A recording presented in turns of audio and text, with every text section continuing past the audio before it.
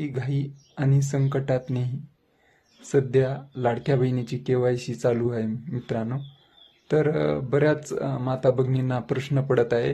ते वेगवेगळे प्रश्न. पहिला प्रश्न म्हणजे असा होता की आता का बरं करू नये, तर साईडवर लोड आहे त्यामुळं अपूर्ण आपली KYC राहू शकते.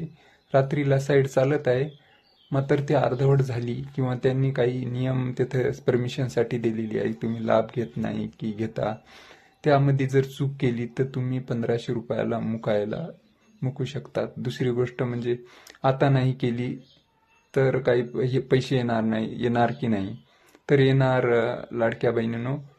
तर तुमचे पैसे बंद होणार नाही आणि अजून शासन मुदत वाढवून देत जाईल. 2 महिन्यानंतर सुद्धा अजून मुदत भेटत जाईल महत्त्वाचं म्हणजे. आणि दुसरा प्रश्न म्हणजे लाडक्या बहिणींना वाटायलं की बा मागचे हप्ते, ज्या माता भगिनीचे 2 हप्ते 3 हप्ते अडकले नाही, ते जर नियमात बसत असतील तर त्यांची KYC होईल आणि त्यांना मागचे सुद्धा हप्ते भेटून जातील. त्यामुळं काळजी करायची गरज नाही. आता साईड चालली नसली तरी बी काही दिवसानंतर ते सुरळीत होईल. मात्र योग्य ती KYC करावी, त्या संदर्भात पावतीसुद्धा घ्यावी आणि जास्त चुकीच्या पद्धतीने KYC करण्याचा प्रयत्न माता भगिनींनी करू नये.